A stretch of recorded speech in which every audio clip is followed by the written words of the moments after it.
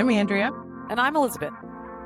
Join us as we chat about sci-fi and fantasy books and beyond. Looking for a little escape from reality? So are we.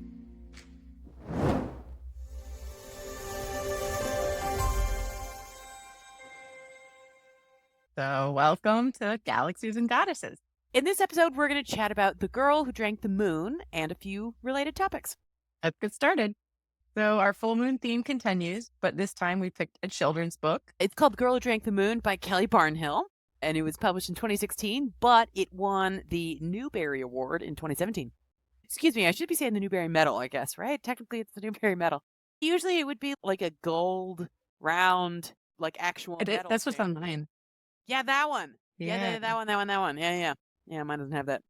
It's John Newbery Medal for most distinguished contribution to American literature for children. It says that all in the medal? So very tiny print. There's even more in the circle around it. It says, awarded annually by the Children's Librarians section of the American Library Association. That's cool. Yeah. It explains it all on the cover. Anyway, part of the reason I was excited for this book was because I don't really read that many children's books in general. And last year I read a children's book as part of a book club, and it was really good.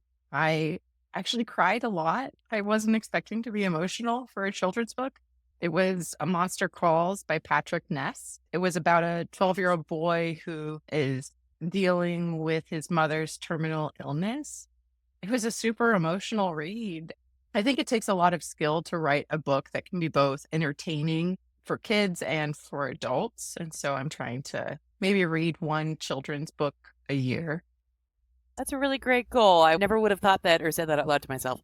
But yeah, I could get behind that. Have you read any children's books? Yeah. I also read in the last, maybe a couple years ago, The Absolutely True Story of a Part-Time Indian by Sherman Alexie, about he's maybe 12 or 14, member of the Spokane Indian tribe in Spokane, Washington. And he lives on the reservation, but he's like a really smart kid, and he's getting bullied, if I remember correctly. This is maybe some months ago now that I read it, but he's getting bullied, I think, on the res. So then he starts going to high school off the reservation, and then he's part of their basketball team. So then at some point they have to come back and play the res team in a basketball tournament, and so he's playing against like his fellow tribe members and neighbors and people he's known his whole life.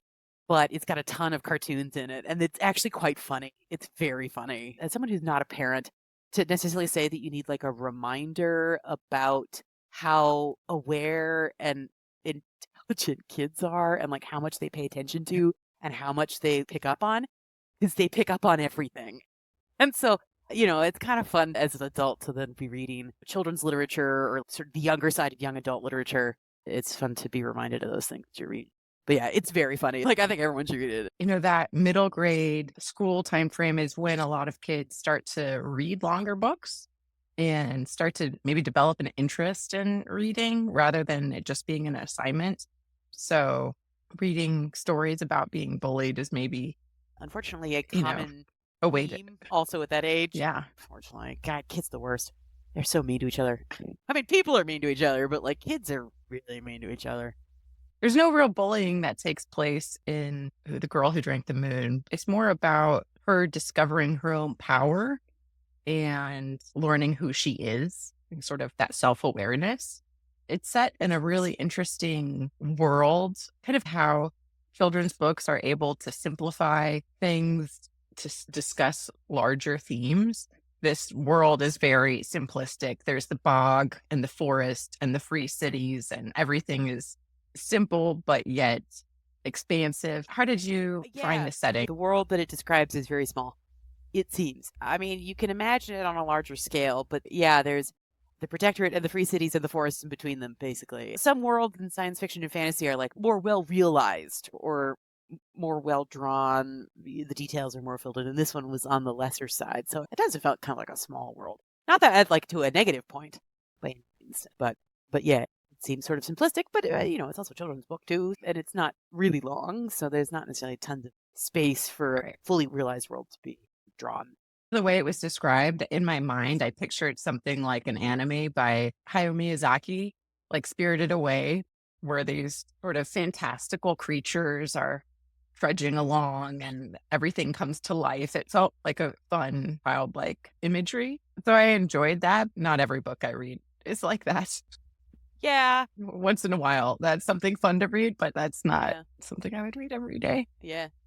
The story explained through a couple of different narrators. There's the main story where it's following the girl and the witch, and then the carpenter slash husband.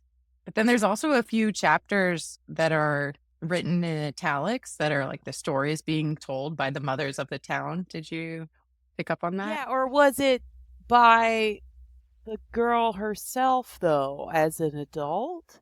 I think it was Talking just to like the several dragon? different Oh, mothers. what? I thought it was all, I guess I read it all as the same voice. That, yes, there's like the third person omniscient narrator throughout the whole thing. So you sort of follow along with these different characters. And then broken up in between was then this part in italics that I took to be the main character, Luna. The main character, Luna, talking to the dragon? Yeah, so this protectorate, they're trying to appease the gods or appease the witch or something. So they sacrifice a child, and it's the youngest child that has been born in the past year is then the one that ends up being sacrificed. And so then this little girl is sacrificed at the beginning. They're like torn away from the parents. I mean, the whole thing is tragic, really, but it doesn't necessarily And dwell on just the to tragedy of it. clarify, by being sacrificed, they're placed in the woods, and the Alone. witch comes along Yeah. and picks up the baby. There's no actual child No, there's no. sacrifice. But there, and so then the witch, you're at the beginning of the book, as you learn about the sacrifice, it sounds like the witch is the bad person. But as it turns out, the witch in the forest ends up being the good person, but she will rescue these children because otherwise they're left to be like devoured by the animals of the forest. The townspeople think that these children have died because they just leave them out in this forest clearing. But no, so the witch comes along every year and she saves the child, and then she takes the child over to the Free Cities, and then the child is essentially adopted into various families that she sets up in the Free Cities. So, the book is sort of following this little girl. So this main character, Luna, is being sacrificed. And so then the witch picks her up and instead makes a change to how she usually takes these children, and she feeds moonlight to the little girl. And so then she like puts magic into the girl. So instead of then leaving her with one of the families in the Free Cities, she raises the little girl herself. So the book is basically following this little girl, Luna, as she is growing up under the care of the witch, who is actually good. But then also there are these two other characters. There is the bog monster. Glurk. Glurk. Glurk, yeah. I really like the name Glurk. So that sounds like Grood. I am Grood. But yeah, the bog monster Glurk. And I think a tiny little dragon? Because he's called Yes. a little Who dragon. wants to be a simply Yeah, enormous that's right. or something dragon? He's a tiny little one, though. But he thinks he's really big. But he's actually a tiny little dragon. And then in the end, he gets big, right? He then starts to grow, and that's part of the story. Yes. And then he gets really big. No, so spoiler, but for the most of the story, he's just a tiny little dragon. So I pictured it. I don't know where this came from, but the parts in italics, I actually thought that was Luna talking to the dragon in like 20 years or something, as if recounting their story. And I don't know. Did I read up too much into that? So I think at some point when they were talking about Athane, the wife of the carpenter, Oh, who she went to the tower for a while, but she was too inquisitive and she asked too many questions. And all of her questions seemed to align with the questions that were brought up in the stories that were being told by the mothers. Right. So oh. I think the idea was that it was sort of the anonymous town's mothers that are passing on these oral Oral histories. stories to their kids, Yeah. the oral histories. That's why it's not labeled, because it's just kind of the oral traditions of the village. And by the end of the book, the final oral history has changed. And Oh. through the actions of the book, history has been changed. All right. So Well, that's how I read. and sure, as you say that, I realized like that actually could have been it, and I just was reading it wrong. I don't know. There was a lot in this book that was meant to be poetic and read in different ways. So, not to say that you had the wrong interpretation of it, Yeah. just a different one. Funny you say that though. Something I thought about as I was reading the book is so a dragon. I feel like is something that you can picture relatively easily in terms of what a dragon looks like.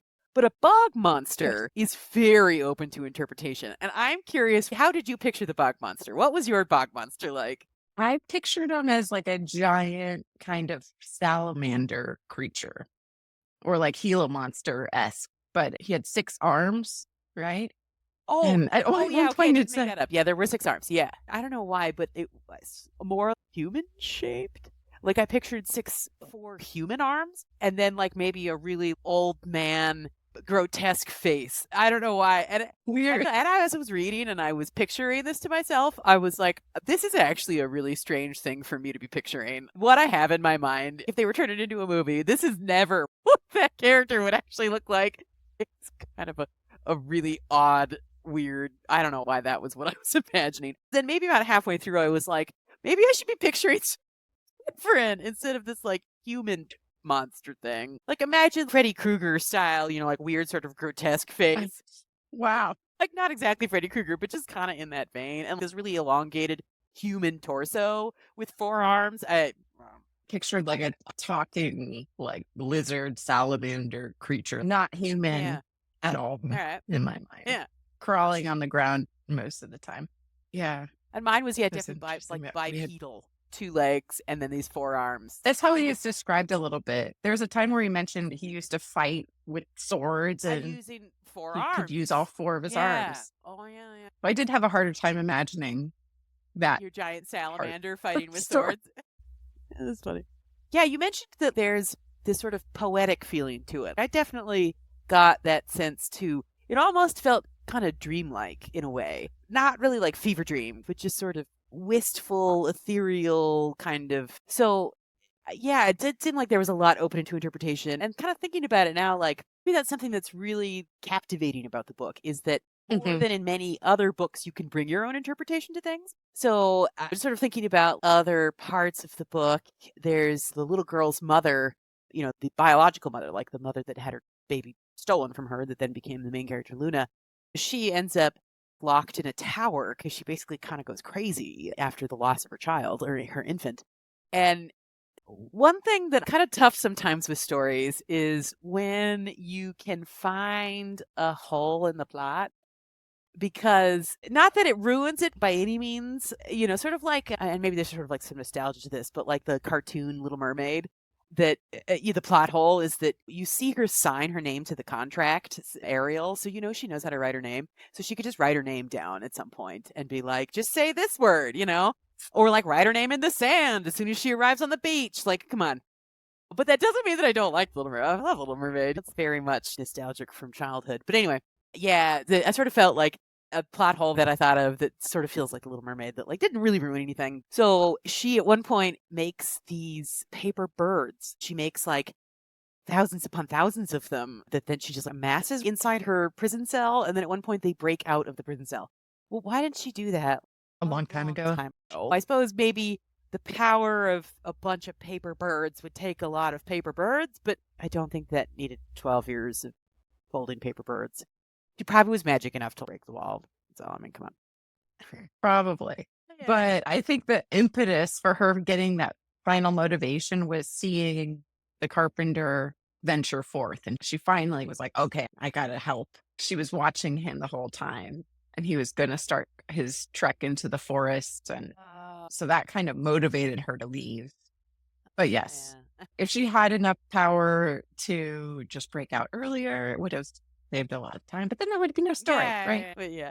I think things did come together quite nicely in the end, the way all the narratives converged into this big confrontation. And that's, I think, where a big part of the life lesson is too. It's not eye for an eye. They're like, yes, this person was bad, but we don't have to necessarily treat the bad person horribly. We can be merciful in some sense. And that the person that was preying on people's sorrows had her own sorrow hidden within. Right. Oh, yeah. She's like Saint Ignatia or something, but she's not a saint. She's Sister Ignatia. Yeah. Yeah. What was her sorrow? You're going to have to remind me. She lost Her own people or her child. town. Oh, was that from the volcano? Right? Right. Yeah. But it was also a little bit of her own fault because she tried to escape and she left everybody behind, I think. Unless there was another time where her whole village was lost. That was a little unclear of like how many times had this history been repeated? How many times had the volcano gone off and destroyed everybody? That was unclear, but it did seem like, oh, and once again, I mean, it sounds like we kind of brought different interpretations to things at times. Or, like you remember some of the details differently, I suppose. My impression was that that was something that had happened over and over and over again through history. And that, like, and Right. So so, actually, now that I'm thinking about it and talking with you, I'm like, yeah, and the stones that said, don't forget. I wonder how many times had this happened where they said, don't forget, don't forget. yeah. And then that explains why they were sacrificing these infants as well, because then the whole thing was to appease the gods that then would blow up the volcano, right? So you sort of wonder, like, okay, so if it has happened over and over and over throughout history, what did the previous civilizations, how did they respond to volcanoes and volcanic activity and the massive changes that would happen from that? And so you could venture to guess that probably there have been many different religions throughout the history of Mhm. this book that has happened with this volcano exploding over and over and over again. Yeah. And so it's like that's just this iteration, this go around, this was their response, was to sacrifice these infants once a year on whatever their sacrifice day was. I hesitate to bring this up because I don't know if this is meant to have Christian allegories within it or if it's just a coincidence, but it seems like it's too big of a plot item to be a coincidence that he was a carpenter and Jesus was a carpenter. Like, Yeah, is yeah, that sure. Yeah, no, I could see that. he is the savior character in the book. He goes and saves the Yeah. day. Yeah. And then they like fully save everyone from the volcano ever erupting ever again. The whole point is that it's not just saved this time around, but saved forever. Because it did erupt. But then, Sorry, spoiler. oh yeah, yeah. Spoiler. And then It did. It no, did but then erupt. someone jumps into it to stop it from erupting, right? Wait. Before before someone jumped into the volcano. There are so many names in here that I don't know how to pronounce. Yeah, yeah. Apparently Zan, like Xan, is a name that is a shortened form of Alexander or Alexandra in real life, but I think it's just made up for the book. But that doesn't mean that all of the names are made up though, because then the main character, her name is Luna. Going Right. back to the And that does have a lot of symbolism. yeah, so Luna is the main character based off of the ancient Roman religion and myth surrounding the moon, which of course then you realize definitely not a coincidence. I think you can definitely say this as it's like comparing the carpenter to Jesus and then comparing this book then to the Bible. If you took that next step further, so the little girl, right? She's fed moonlight as she's being whisked away from this clearing as she's being sacrificed as an infant, and the witch feeds her moonlight, and then her name is Luna. So it's like, of course, and then of course, then the title of the book being "The Girl Who Drank the Moon." So it does make sense, but definitely there are like other Luna names in science fiction fantasy. There's Luna Lovegood from Harry Potter. And I think I would be afraid to name my child Luna about them being teased as like loony Luna, I mean, that's the thing they do in Harry Potter. Oh, And sure. the term lunatic actually comes from Luna, the moon. So it rhymes because they're related. Right. No, I was just about to say, like, okay, going back to like kids being bullied and, that kids are so mean to each other. I think it's hard as you're naming a child to be thinking about what possible nicknames could be made out of it. So if somebody named their child Luna and they were like, it's our beautiful daughter Luna, and then you think to yourself like Looney Luna, yeah, it's tough. I feel like that's a hard way to like name a child because of course kids make fun of other kids. They're gonna find ways to make fun of them, whether it's some sort of pun off their name or some other way. So I don't know. Right. It could be just the red sweatshirt they wear or On the something. one particular day. They'll just be, That like the yeah, one like popular yeah. kid who's also mean and a bully like said something about it and then it gets turned into a thing, right? I mean, totally.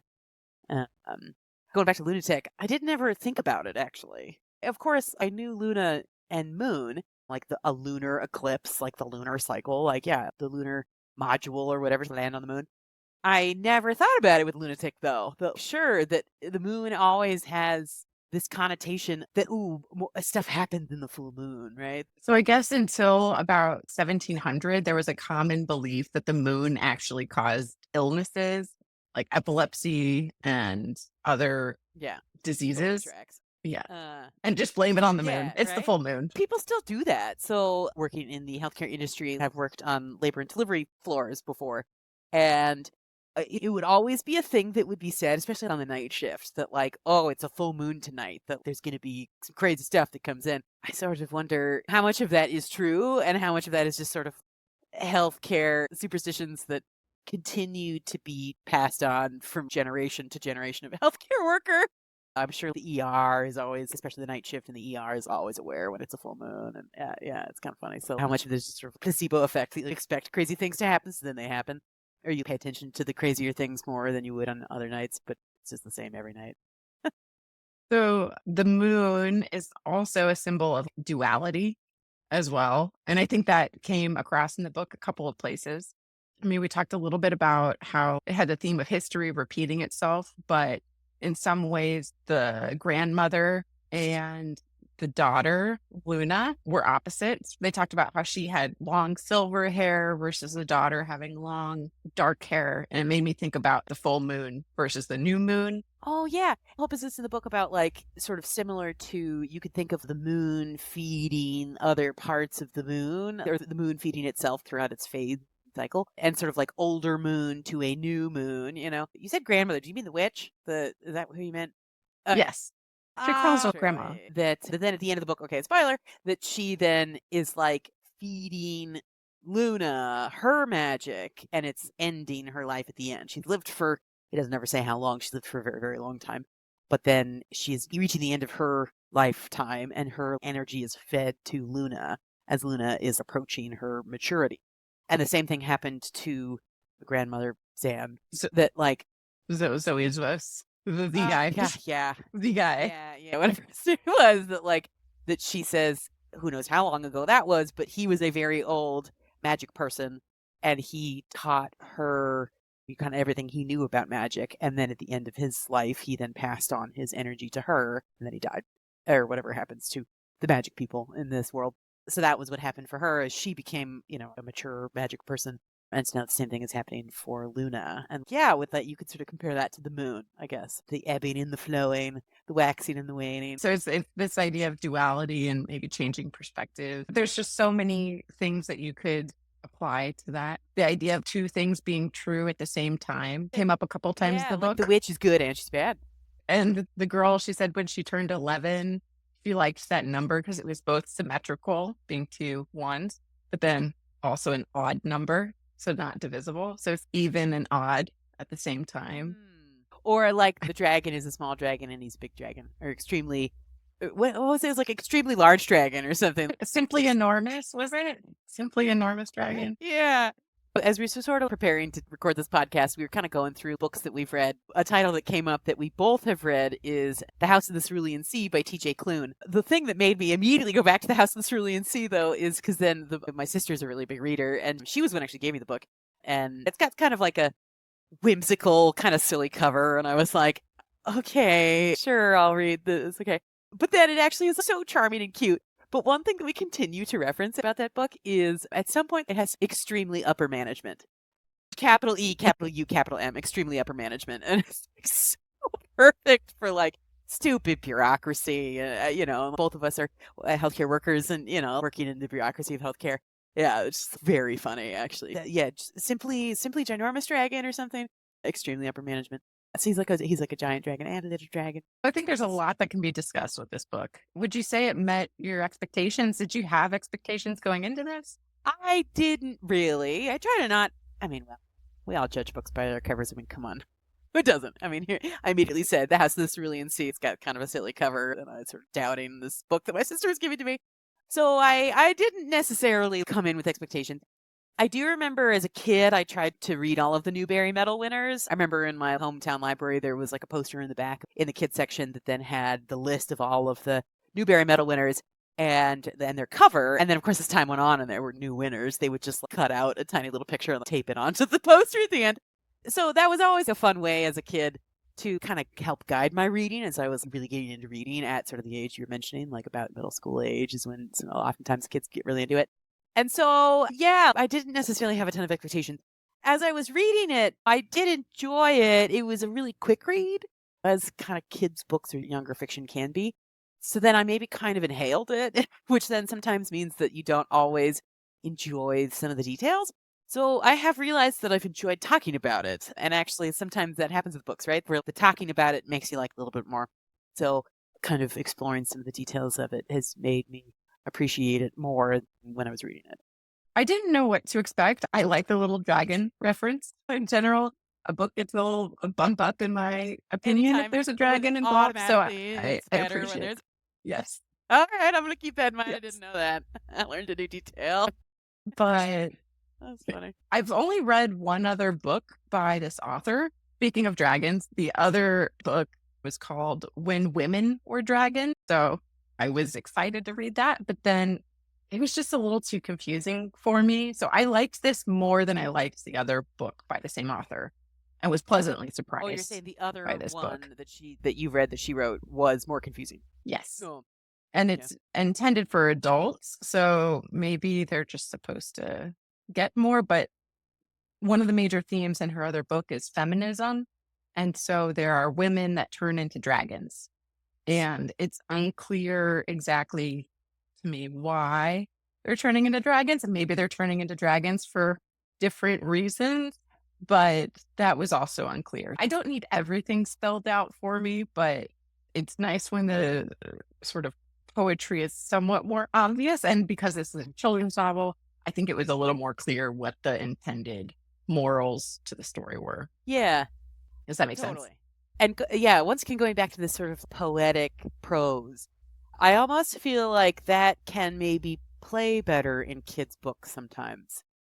Well, and I think sometimes, at least in this book, it was easier to just explain some of those life lessons by making it vague.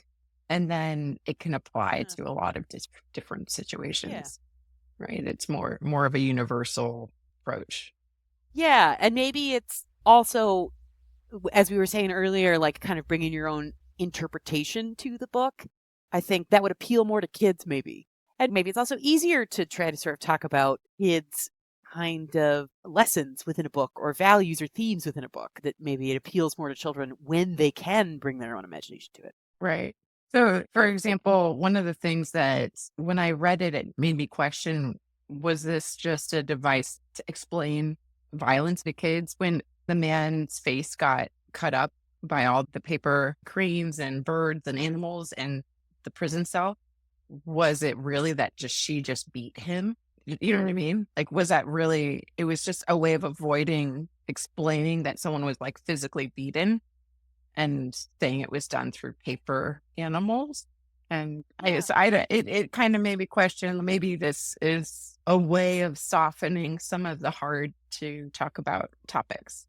Well, I mean, talking about religion and like bad things that religion does in the name of their religion. So, like sacrificing children by leaving them to just die out in a field once a year to then, once again try to appease the gods that then make the volcanoes erupt. Going back to like sort of as you were trying to kind of compare this book to Jesus and saying that the carpenter could potentially, and you're right, you could definitely interpret it that way.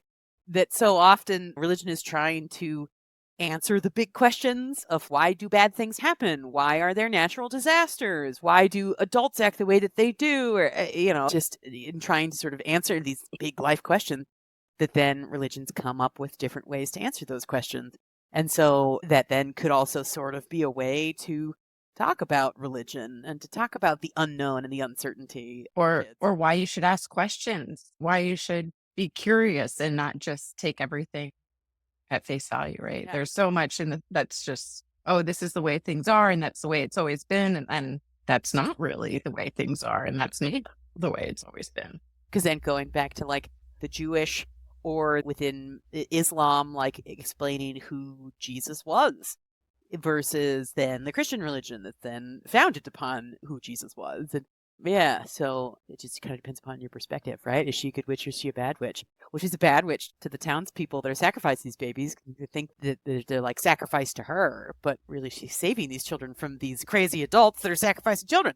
It kind of kept me on the edge of my seat towards the end when they were all converging and you thought that something bad might happen to Luna because he thought she was the witch, and I don't want to give too much away.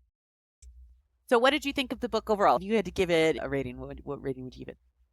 I gave it a 4-star rating. I think it was a well-written children's book, and I enjoyed reading it. It wasn't 5 stars because it's not something that I would ever probably reread, but I would recommend it to a middle school age reader. For something to be 5 stars, is it something in your mind that you would reread again? Is that a requirement of a 5-star rating? Well, I guess it depends on the book. I have definitely given some books in the Avatar series 5 stars, and I've given, And you're saying that you would not read them again? I'm probably not going to reread them, but I really liked them, and it was just sort of like it sort of touched a specific part of my, like, I don't know how to say this, but like it touched my soul. That sounds so dramatic. That's not what I'm trying to say. I would have to make some sort of judgment in my mind. I don't know that I would say it out loud, but now I am, about if you say the Akata series touches your soul, that maybe, I don't know. I won't finish with that. No, but it's just so much of all the things I like and enjoy, and you're rooting for the main character the whole time. I wasn't necessarily rooting for the main character the entire time in this book. I was kind of along for the ride instead of really invested in the characters. Yeah. So I think it's a certain level of investment that makes me give it 5 stars, or something's really unexpected. There's a really good twist. Sure. Yeah. And also, it doesn't have to be 5 stars to recommend to somebody, too, Well, I mean, yeah, of course. True. So, but then also, of course, your recommendation is going to be based upon who you're recommending it to. So, you saying that you would recommend this to a middle schooler, totally. I have a 13-year-old niece, and I just thinking, she would probably like this. Maybe she's actually already read it. I don't know. I'll have to ask her. And if not, I'll say that she should. And her sisters, too, her younger sisters. Anyway, I'd probably give it, I was originally, as I was approaching our discussion today, I was thinking maybe a 3.5. But now after our discussion and just being able to kind of externally process the story and realizing that it was pretty action-packed, there's a lot that happened. And maybe that's just, once again, going back to the poetic prose, that you just sort of don't realize it's happening, or it happens really fast, but actually does pack in a lot. And so, yeah, I actually think I agree with you that I'd give it a 4-star rating that I wouldn't necessarily have before we talked about it. If we hadn't been doing this full moon theme for the podcast, I probably would not have picked this book up. But I'm glad I read it. I mean, also, it's a Newbery Medal winner. That helps. Yeah, that kind of automatically gives it a significant stamp of approval. Knowing it was a Newbery Medal winner, didn't necessarily think that as I was reading it. But now talking about it, actually, yeah, I could actually see that. Yeah. But yeah, I probably would not also have read this unless it was sort of chosen over our theme. But yeah, once again, I agree with you that I'm glad that we read it. Yeah. I'm glad to hear that. Our full moon journey will continue, and the next book that we have picked is very different from this. Well, it's similar in the sense that it is about the daughter of the moon goddess. That's the name of it, The Daughter of the Moon Goddess by Sue Lin Tan. It was a Goodreads nominee for Reader's Favorite Fantasy in 2022, and also the nominee for Reader's Favorite Debut Novel. It's part of a series, but I've heard good things about the first book, and this is the first book. Do you know how many there are in the series that have come out so far? Or how long the series is or will be? So it looks like it's part of this Celestial Kingdom series, and there's a book 2, and 2.5 was published last year. And then Immortal is a standalone, which is part of this world that was published this year. Maybe if we like it, we'll keep reading it. Yeah, maybe. I have to say that I'm pretty excited about this one. Of the books that we've picked to begin our podcast, this is probably the one, just judging a book by its cover, that I am perhaps most excited about, actually. Well, and speaking of other books that we're excited about, I think this is a pretty long book. So our next podcast is going to be book recommendations or authors that we are excited about that are coming out with new books, because it's like a 500-page novel, and I need a little bit of time to read this. Yeah. One thing that I do when I'm about to start a new book or looking at a book is I'll kind of flip through the pages a bit just to kind of see how many words are on a page, how much white space is there. And yes, there looks to kind of be a fair amount of white space on these pages. There don't seem to be tons and tons of words on a page. Some books, when they're that long, sometimes they can feel like a chore. Or there's an aspect to it that can feel like a chore. But looking at it, it's well, this book will do that. That's good to hear. Well, and also, another good thing about talking about books we're excited about is that hopefully we'll be able to release that before Indie Bookstore Day, which is at the end of April. the last Saturday in April, which this year is the 26th, I believe. Oh, April cool. 26th. That's exciting. I am going to be in New Orleans for that weekend. I have never been to New Orleans before, and I've actually been fascinated by New Orleans for a long time. Ooh. Yeah, my cousin and I are doing sort of like a girls' weekend and going to the New Orleans Jazz Festival. It's gonna be fun. But that Oh, is that should be lots of fun. fantastic. Oh, we'll definitely need to go to some bookstores in New Orleans. But now knowing that that's what Indie Bookstore Day is, we're gonna end up going to a lot of bookstores. I have to make sure to have enough space in my luggage to bring back. Yeah, we'll have to look up and see if there's like a special New Orleans book crawl. So that should be fun to talk about. Well, yeah, that'll be fun to talk about. So, Independent Bookstore Day, one more time, Saturday, April 26th. And unfortunately, that now concludes this week's episode. We have reached the end of another cosmic journey on Galaxies and Goddesses. But don't worry, the adventure never really ends. There are always more stories to explore, and let's be honest, more bookish tangents for us to go on. But that is part of the fun. So, if you loved today's episode, make sure to subscribe, leave a review, and share the magic with your fellow goddesses. And be sure to check out our Instagram at Galaxies and Goddesses, where we'll have a book review and a quick recap of our thoughts about The Girl Who Drank the Moon by Kelly Barnhill. And if there's any sort of lunar event or stellar series you want us to dive into, send us a message. We might just feature it in a future episode. In the meantime, keep your mind fueled by the magic of stories. And never stop chasing the worlds waiting for you between the pages. Bye. Thanks, everyone.